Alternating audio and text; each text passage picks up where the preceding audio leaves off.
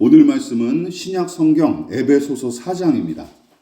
에베소서 4장 31절과 32절 말씀. 제가 가진 성경으로 신약 성경 314쪽 정도 됩니다.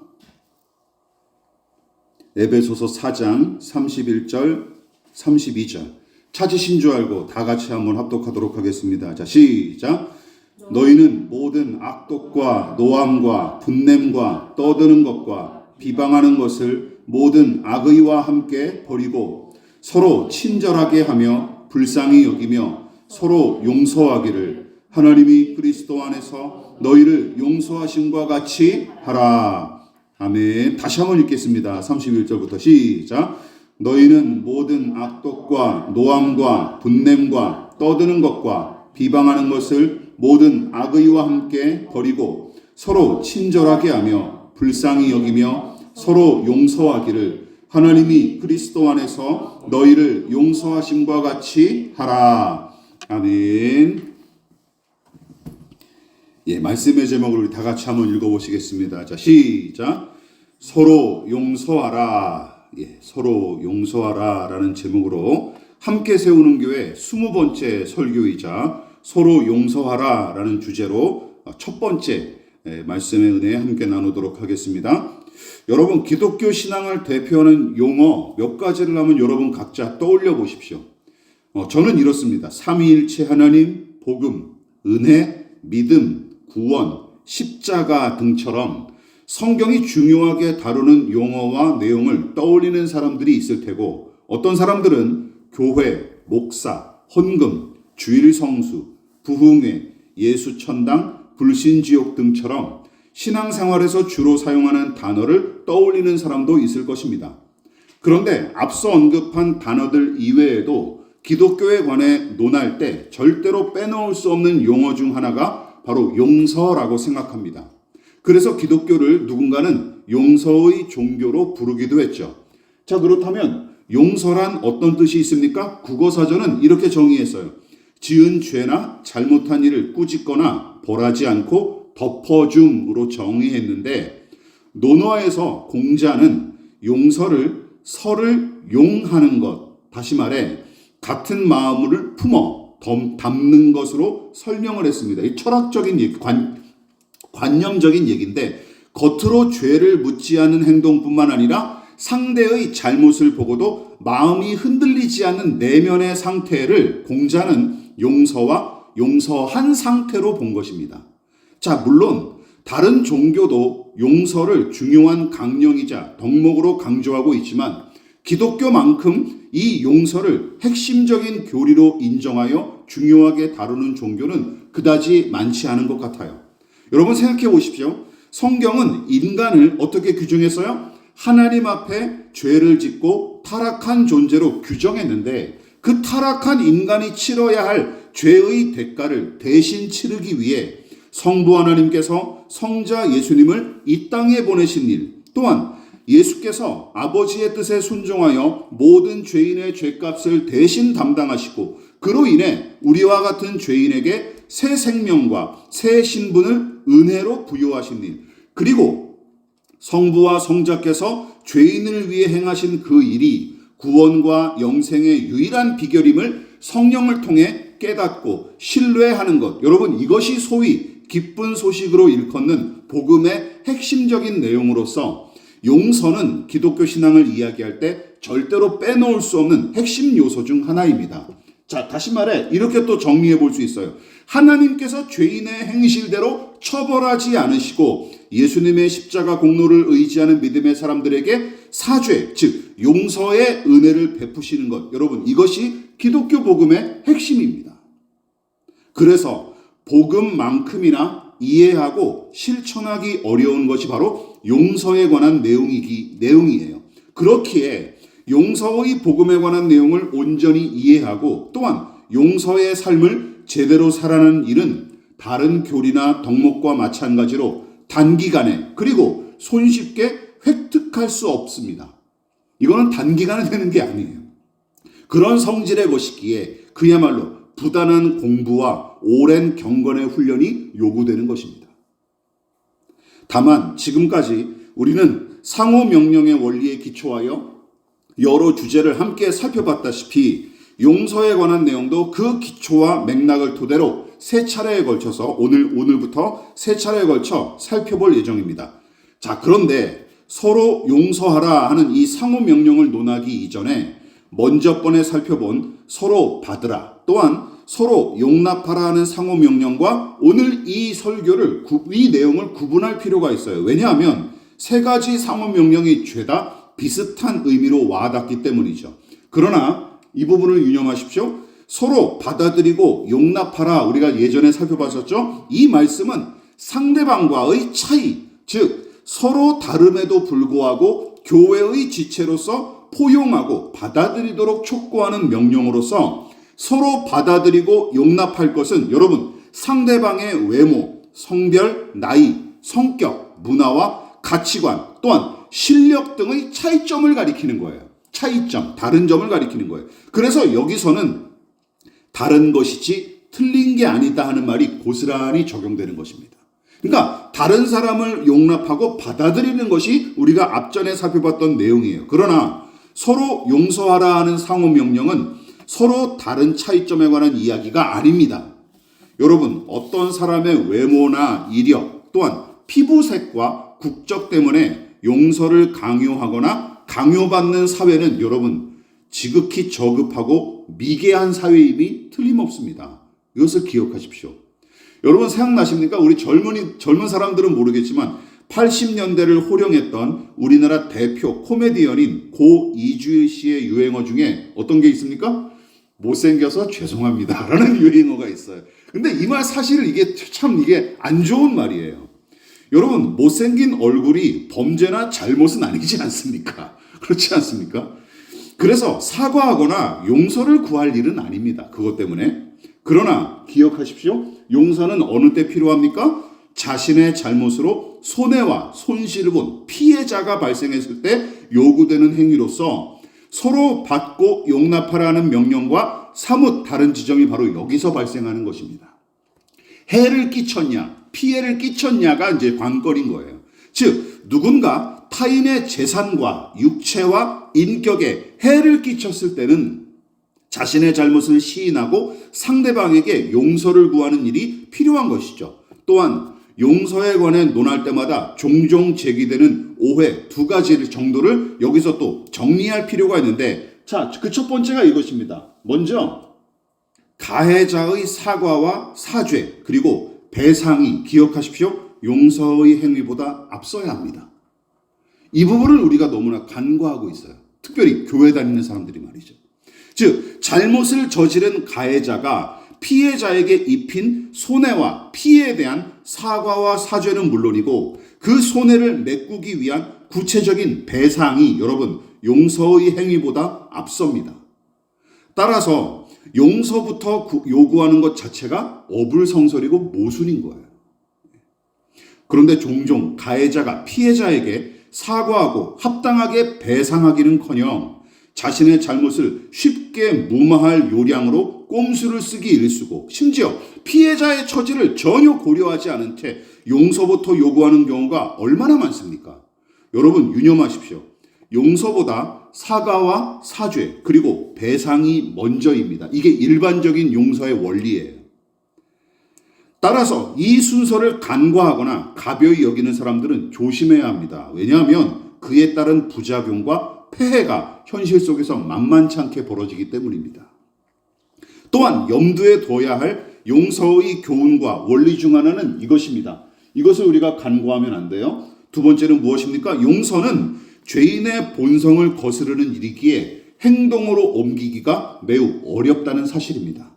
근데 이거를 사람들이 참 많이 간과하는 것 같아요. 즉, 가해자를 향한 보복과 복수의 본능이 용서를 베푸는 일보다 훨씬 강력하게 사람들에게 작용합니다. 그래서 용서를 쉽게 생각해서는 안 돼요. 게다가 서로 용서하라는 상호 명령은 자연스럽게 실천할 수 없는 성격의 것이기에 이 명령을 순종하기 위해서는 다음과 같은 두 가지 전제를 확신하는 일이 먼저 요구됩니다. 오늘은 그것에 대해서 살펴볼 예정이에요. 자, 첫 번째 한번 살펴볼까요? 같이 한번 읽어보겠습니다. 시작. 용서의 상호 명령은 우리 모두 죄인임을 전제한다. 이 확신이 있어야 우리는 비로소 용서가 가능하다라는 것이죠. 여러분, 사람과 사람 사이에 일어나는 문제와 그에 따른 책임은 여러분 기억하십시오. 우리 젊은이들이 특별히 또 인생을 살아가시면서 이것을 놓치면 안 돼요. 다시 한번 말씀드립니다. 사람과 사람 사이에 일어나는 문제와 그에 따른 책임은 누가 더 큰 책임과 과실이 있는지 따져볼 수는 있을지언정 한쪽은 완전히 선하고 한쪽은 마냥 악한 경우는 거의 없어요. 그렇지 않습니까? 그런 경우는 거의 없어요. 대표적으로 하나님과 인간의 관계가 그러하죠. 여러분, 즉 하나님은 인간에게 생명과 복을 베푸시고 늘 선하게 대접하셨기에 하나님은 인간에게 사과할 의무나 배상할 책임 같은 게 전혀 없으십니다. 그러나 문제는 무엇이죠? 하나님과 인간의 관계는 오래전에 박살이 났고 그 파탄의 책임은 전적으로 우리와 같은 인간의 몫인 것입니다. 그런데 이 사태를 수습하기 위해 나서는 당사자가 누구입니까? 아이러니하게도 하나님이 나서신다라는 것이죠. 이것이 우리 기독교에서 이야기하는 복음의 메시지예요. 여러분, 죄인이 저지른 죄에 대한 책임과 그 대가를 하나님께서 대신 치르시고 심지어 죄인이 받아야 할 저주와 심판을 하나님께서 대신 담당하시는 것이죠. 그리고 그것이 바로 예수님의 십자가 죽음을 통해 나타나는 것입니다. 그래서 성경은 그것을 가리켜 은혜로 부르는 것입니다. 어쨌든 바울은 신자들끼리 교제할 때 필요한 교훈 중 하나로서 서로 용서하라 라는 상호 명령을 여기에 본문에 삽입했던 거예요. 그런데 이 명령은 유념하십시오. 특정한 부류의 사람을 대상으로 한 게 아니라 교회에 속한 모든 신자에게 명령한 말씀임을 우리는 염두에 둘 필요가 있습니다. 왜냐하면 기억하십시오. 거듭난 신자일지라도 연약한 인간인 까닭에 누구나 다 잘못하고 실수하기 때문이죠. 그리고 이것은 나이와 연륜, 성별과 지위, 학력과 출신 등은 물론이고 심지어 믿음의 여부나 그 수준과도 거의 관계가 없습니다. 어떤 인간이든 다 실수하고 잘못한다는 사실이죠. 여러분, 어제는 남이 내게 잘못을 저질렀을지라도 오늘은 내가 남에게 잘못할 수 있는 게 인간이라는 존재 아니겠습니까? 인간관계는 대개 가해자와 피해자 노릇을 번갈아 가면서 감당하기 마련이에요. 그렇죠? 예. 어떤 때는 내가 피해자가 되기도 하고 어떤 때는 내가 가해자가 되기도 하는 거예요. 이게 인간의 인생의 본질입니다. 여기서 자유로운 인간은 아무도 없어요. 그래서 내가 남에게 저지른 잘못을 시인하고 사과할 날이 있으면 남이 내게 피해를 끼쳐서 용서를 구하는 날도 있기 마련입니다. 소위 산상수훈으로 일컫는 예수님의 가르침 가운데 용서에 관한 교훈이 오늘 설교의 맥락과 일치하죠. 마태복음 6장을 함께 보실까요? 같이 한번 읽어보겠습니다. 자, 시작. 너희가 사람의 잘못을 용서하면 너희 하늘 아버지께서도 너희 잘못을 용서하시려니와 너희가 사람의 잘못을 용서하지 아니하면 너희 아버지께서도 너희 잘못을 용서하지 아니하시리라. 여러분, 이 말씀 오해하지 마십시오. 혹시 이 말씀을 이렇게 생각하십니까? 너희가 다른 사람의 잘못을 용서해야 너희도 구원을 받는다. 그러나 용서하지 않으면 구원받지 못한다. 혹시 이런 뜻으로 오해하십니까? 기억하십시오. 구원의 유일한 조건은 하나님의 은혜이지 용서하는 우리의 행위로 구원을 받는 게 아닙니다. 믿으십니까? 이거를 놓치시면 안 되는 거예요. 자, 그렇다면 이건 무슨 뜻일까요? 다만 거듭난 하나님의 백성이 어떻게 살아야 하는지 교훈하신 말씀일 뿐 용서를 구원의 조건으로서 제시하신 말씀이 절대로 아닙니다. 오히려 하나님의 자녀답게 그 나라에 속한 백성답게 살아가는 방법이 무엇이다? 용서다라고 교훈하신 말씀으로서 여러분, 여기에는 이런 뜻이 담겨져 있는 거예요. 어떤 뜻? 우리가 용서하시는 하나님의 은혜로 구원을 얻은 까닭에 타인의 잘못을 용서함으로써 그 은혜 받음을 증명하라 하는 뜻이 포함되는 거예요. 하나님의 백성다운 용서받은 백성답게 살아가는 방식이 무엇이다? 용서라는 것이다 라는 것이죠. 그뿐만이 아닙니다. 잘못을 저지른 자들을 향한 비난만 일삼고 용서할 여지를 남겨두지 않는다면 그것은 저 스스로 의로운 채 하는 교만한 행태일 따름이기에 도리어 그 사람의 교만과 위선을 하나님께서 심판하실 거로 경고하신 말씀이기도 합니다. 그래서 바울도 예수님의 교훈을 이어받아 다음과 같이 경고했어요. 로마서 2장 1절입니다. 같이 읽어볼까요? 자, 시작. 그러므로 남을 판단하는 사람아, 누구를 막론하고 내가 핑계하지 못할 것은 남을 판단하는 것으로 내가 너를 정죄함이니 판단하는 내가 같은 일을 행함이니라. 이 말씀도 오해하지 마십시오. 선과 악, 공의와 불의, 진실과 거짓 등에 관해 아예 판단하지 마라 하는 말씀이 아닙니다.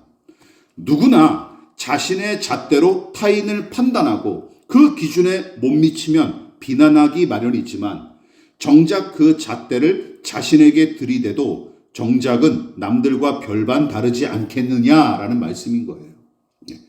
네가 남을 비판하는 그 잣대로 너 자신을 한번 들여다보라는 것이죠.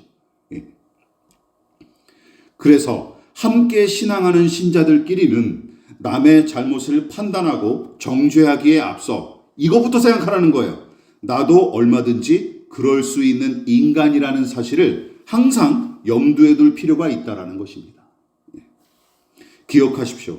누구나 다 크고 작은 흠결이 있는 존재인 까닭에 내가 남을 판단하듯이 나도 남에게 판단받기 마련입니다. 그래서 내가 남의 잘못을 용서할 때가 있듯이 남이 나를 용서해 줄 때도 있기 마련이죠. 그러므로 이 부분을 놓치지 마십시오.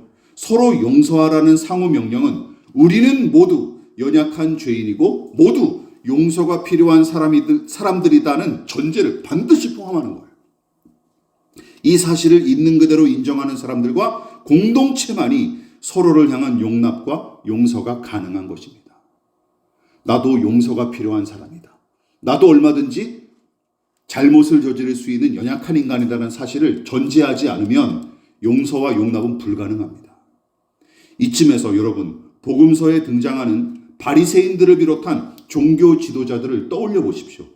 이들이 세리와 창녀 같은 죄인들을 잔인하게 대한 까닭은 다른 게 아닙니다. 어디서 왔을까요? 이거 거꾸로 생각하는 거예요. 나는 의롭고 완전히 선한데 너희들은 악하고 더러울 뿐이다. 이런 이분법적 사고방식을 가지고 있는 거예요. 그리고 자기 자신의 들보를 보지는 못하는 것이죠. 그렇게 생각했기 때문이에요. 그래서 그들은 마치 회개할 게 하나도 없는 의인처럼 저 스스로 생각했던 탓에 여러분, 심지어 예수님을 향해서도 서슴지 않고 비난과 정죄를 일삼을 수 있었던 것입니다. 자기들의 어줍지 않은 잣대로 막 예수님께 들이대니까 그것조차도 싫은 거예요. 여러분, 이것이 얼마나 끔찍하고 무서운 일입니까? 또한 진실한 사죄와 온전한 배상의 책임을 교묘히 회피하기 위해 이 말을 써먹기도 해요. 다 똑같은 죄인 아니냐. 이게 반대로 써먹는 경우죠.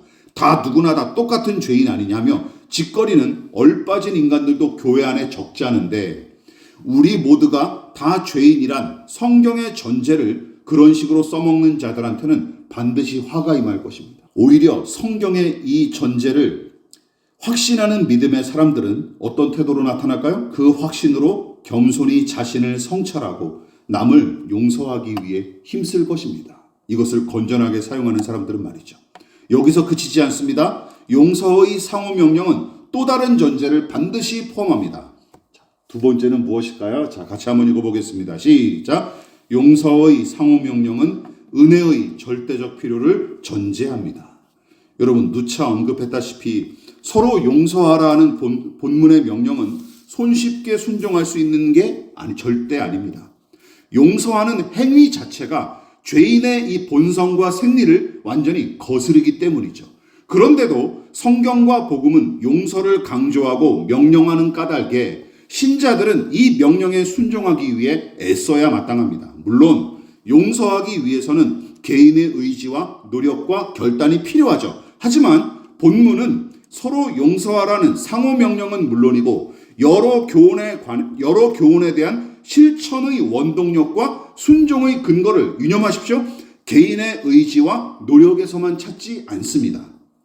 오히려 사도 바울은 이 모든 명령에 순종하기 위해 필요한 원동력을 4장 전반에 걸쳐서 다음과 같이 제시하고 있어요. 자, 보십시오. 4장 1절부터 4절 하나님의 부르심에 대해서 이야기하고 있습니다. 7절부터 10절 성부 하나님과 성자 예수 그리스도의 은혜에 관해서 이야기하고 있어요. 15절과 16절 교회와 신자의 머리가 되신 예수 그리스도, 21절에는 예수님의 진리에 관해 강조하고 있고요. 23절부터 24절은 무엇입니까? 하나님의 의와 진리로 거듭나게 된 세 사람에 관해서 이야기하고 있는데 어떤 명령이 나오는 거예요? 서로 용서하라는 이 상호 명령이 바로 여기서 나오는 거예요. 자, 언급한 성경 구절과 거기에 담긴 내용은 여러분 어떤 공통점을 지니고 있습니까? 여기에 담긴 이 내용의 공통점은 뭐예요? 여기에는 사람의 생각과 의지와 노력과 행위로부터 출발하는 요소가 하나도 등장하지 않습니다. 다 누가 하시는 일이에요? 하나님이 하시는 일만 등장하는 거예요. 오로지 삼위일체 하나님으로부터 생성되고 시작되는 것들로 가득할 뿐입니다. 여러분 보십시오. 하나님의 부르심과 그 은혜, 말씀의 진리, 거듭남과 재창조, 그리고 머리이신 그리스도와의 온전한 연합 등등 우리 같은 사람에게서 나올 수 있는 것이 하나도 없을 뿐더러 심지어 사람이 무슨 손을 보태거나 조금이라도 기여할 수 있는 게 하나도 등장하지 않아요. 그냥 전적으로 삼위일체 하나님만 하실 수 있는 일들만 사도 바울이 계속 나열하고 있는 것입니다. 그렇다면 이것이 의미하는 바가 무엇입니까? 사도 바울은 이렇게 주장하는 거예요. 잘 들어보십시오. 이 모든 계명과 교훈을 순종하기 위한 유일한 원동력은 무엇이다? 오로지 하나님과 그분의 은혜를 의지하는 우리의 믿음이다라고 얘기하는 거예요. 다시 말해 바울은 에베소 교인들을 향해 이렇게 주장하는 것입니다. 서로를 용납하고 용서하기 위해 먼저 필요한 것은 다름 아닌 무엇이다? 위로부터 부어지는 하나님의 은혜와 능력이다라고 이야기하는 거예요. 믿으십니까? 이것을 이야기하고 있는 거예요. 바꿔 말해서 더 나아가면 사람의 생각과 의지만으로는 서로를 온전히 용서할 수 없고 더불어 은혜의식이 결여된 용서는 오히려 위험천만하다 하는 뜻도 포함되는 것입니다. 왜냐하면 용서의 행위도 얼마든지 개인의 공로나 자랑거리로 변질할 수 있을 뿐만 아니라 용서의 남용과 남발이 도리어 죄와 악을 부추기는 경우도 현실에서는 허다하기 때문이죠. 이처럼 자기 의의를 맹렬히 추구하는 죄인의 본성을 거스르고 용서의 부작용을 최대한 방지하기 위해서는 무엇이 필요합니까? 성부의 은혜와 성자의 공로와 성령의 능력이 반드시 필요한 것입니다. 믿으십니까? 이게 반드시 필요한 거예요. 이게 전제되어야 됩니다. 그래서 용서하고 용서받기 위해 필요한 것은 하나님으로부터 부어지는 은혜와 능력으로서 각 개인은 말씀과 기도로 그 은혜를 구하는 일이 용서의 행위와 함께 가야 마땅한 거예요. 근데 이거 없이 그냥 내가 무턱대고 용서하겠다. 이것은 너무나 위험천만한 일이라는 것이죠. 이 내용이 에베소서 본문에만 등장하는 게 아닙니다. 용서에 관한 바울의 가르침은 다른 편지에도 일관적인 패턴으로 나타나요. 골로새서 3장을 한번 보도록 하겠습니다. 좀 길지만 같이 한번 읽어볼게요. 자, 시작. 그러므로 너희는 하나님이 택하사 거룩하고 사랑받는 자처럼 긍휼과 자비와 겸손과 온유와 오래 참음을 옷 입고 누가 누구에게 불만이 있거든 서로 용납하여 피차 용서하되 주께서 너희를 용서하신 것 같이 너희도 그리하고 이 모든 것 위에 사랑을 더하라. 이는 온전하게 매는 띠니라. 여러분, 골로새서의 교훈은 에베소서 4장의 전반적인 맥락을 축약시킨 것처럼 보일 정도예요.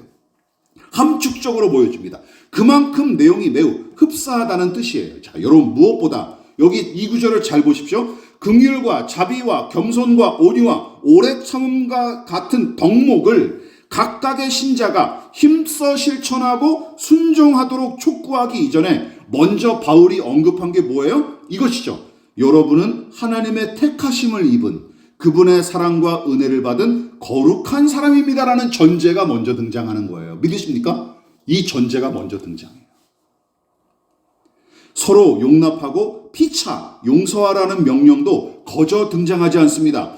주께서 여러분을 용서하신 것 같이 여러분도 서로 용서하십시오라는 권면이 이어지는 것이죠. 다시 말해 하나님께서 우리 같은 죄인을 용서하셨듯이 그 본보기를 따라 서로 용납하고 용서하기를 명령하는 것입니다. 따라서 성경이 가르치는 영적인 원리와 교훈은 한결같아요. 이걸 이렇게 정리할 수 있습니다. 결국 용서를 비롯한 신자의 모든 선한 행위와 덕목은 하늘의 은혜를 공급받음으로써 비로소 가능하고 하나님은 은혜를 힘입어 올려드리는 그 순종의 제사를 기뻐 받으신다라는 것입니다. 서로 용서하라는 상호명령도 마찬가지예요. 하나님의 은혜를 의지하는 믿음으로 한 사람이 서 있을 때 비로소 가능하고 온전해지는 것이 바로 서로 용서하고 용서받는 것입니다. 믿으십니까? 이것을 우리가 잊지 말으셔야 돼요. 하나님의 은혜가 전제되어야 되는 거예요. 은혜가 내 안에 차고 흘러 넘칠 때 비로소 사랑과 용납과 용서가 흘러 차고 넘칠 수 있는 것이죠. 여러분, 좋은 교회는 어떤 곳일까요?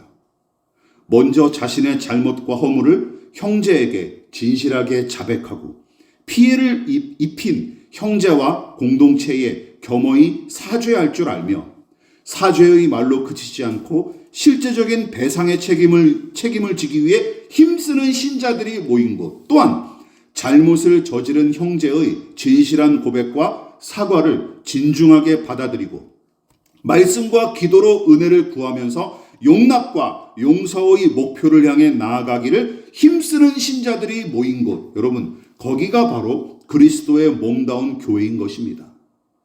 이처럼 교회는 거룩하신 하나님의 공동체답게 죄악과 불의에 맞서 싸우고 진리와 정의의 선함을 지켜감과 동시에 저지른 죄와 불의를 참회하고 돌이키는 자들을 기꺼이 용서하고 용납하는 사랑의 공동체, 긍휼의 공동체여야 마땅합니다. 그야말로 땅의 방식과 생리를 따르던 옛사람의 방식을 폐기 처분하고 거듭난 새 사람답게 하늘의 방식을 따라 살아가는 사람들의 모임, 여러분, 그곳이 진짜 교회인 것입니다. 말씀을 마무리하도록 하겠습니다.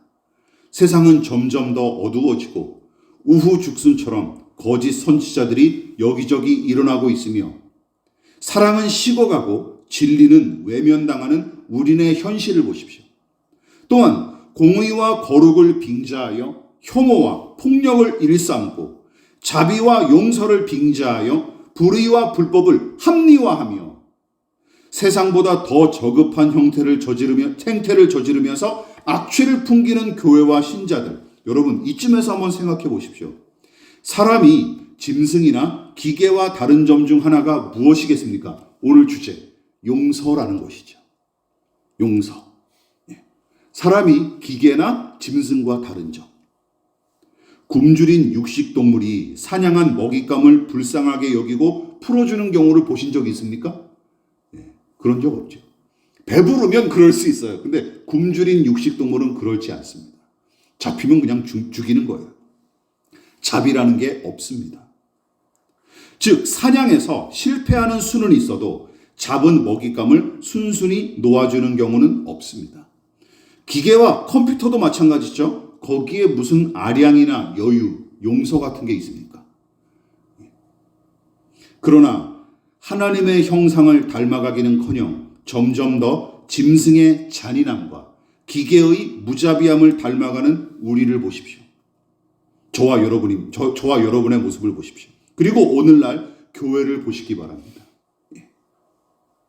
정교한 제자훈련 프로그램과 멋들어진 예배 퍼포먼스, 대기업 영업부서 마냥 돌아가는 교회 시스템, 거대하고 화려한 예배당, 또한 중산층 이상 교인들을 만족시키는 매끄럽고 교양 넘치는 설교 등등. 그러나 기억하십시오. 이것은 예수께서 기대하시는 교회의 모습이 아닙니다. 그냥 우리 인간이 바라는 교회의 모습이죠. 그렇다면 하나님의 거룩하심과 그분의 공의를 진중하게 실현시키되 서로의 부족함과 망가진 모습을 오래 참고 품어주며 서로를 기꺼이 용납하고 용서하는 긍휼의 공동체는 그저 꿈에서만 존재하는 이상향에 불과할 뿐일까요? 아닙니다. 이럴 때 실현이 가능하다고 저는 믿습니다. 서로 연약한 죄인임을 진실하게 인정하고 서로를 불쌍히 여기는 마음이 있을 때, 또한 우리 힘으로 온전히 사랑하거나 용서할 수 없음을 깨닫고 하나님의 은혜를 전폭적으로 의지하는 믿음의 마음이 모일 때 비로소 서로를 용납하고 용서하는 공동체는 얼마든지 실현될 수 있다고 믿습니다. 믿으십니까? 예, 바로 거기가 하나님께서 기뻐하시는 진정한 교회라고 믿습니다. 가정도 마찬가지죠. 가정도 마찬가지죠. 엄마 아빠가 계신다고 다 온전한 가정이 아니라 이런 가정이 진짜 가정의 모습 아니겠습니까? 우리의 가정과 교회가 세상의 물결과 생리를 거슬러 서로 용서하고 용납하고 더 나아가 서로를 기꺼이 끌어안아 줄 수 있는 공동체로 설 수 있기를 진심으로 기도드리겠습니다. 그러므로 너희는 이렇게 기도하라. 하늘에 계신 우리 아버지, 아버지의 이름을 거룩하게 하시며 아버지의 나라가 오게 하시며 아버지의 뜻이 하늘에서와 같이 땅에서도 이루어지게 하소서. 오늘 우리에게 일용할 양식을 주시고 우리가 우리에게 잘못한 사람을 용서하여 준 것 같이 우리 죄를 용서하여 주시고 우리를 시험에 빠지지 않게 하시고 악에서 구하소서. 나라와 권능과 영광이 영원히 아버지의 것입니다. 아멘.